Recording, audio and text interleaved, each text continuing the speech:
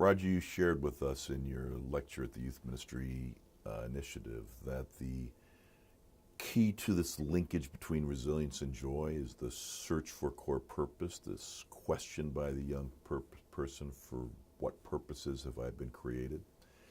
And one of the laments is this used to be supported by what you winsomely call the three-legged stool, the church and the family and the school, each making their contribution to nurture and support this search, but that is broken down.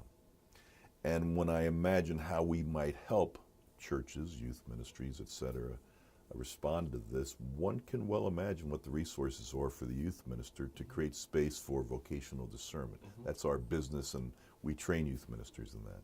But what can the youth minister do with respect to the breakdown at the family or school level? So part of my privilege as a teacher at Columbia Seminary has been to work with this National Study of Youth and Religion.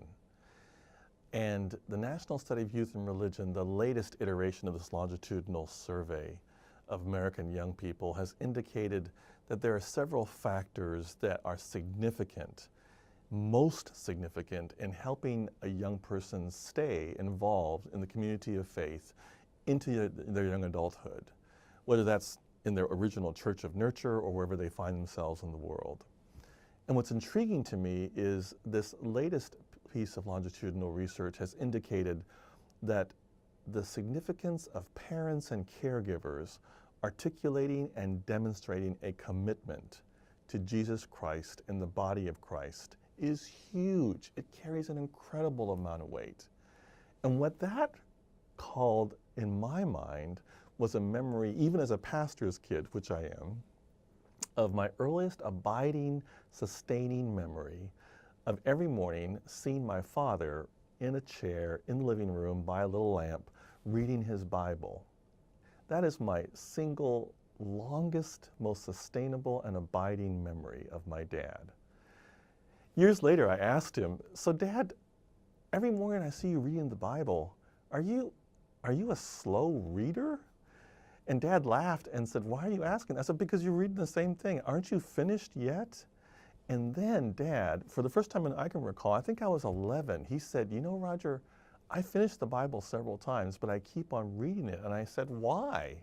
And he said, "Rodger, because as much as I love your mom and you and your brothers, I love God even more.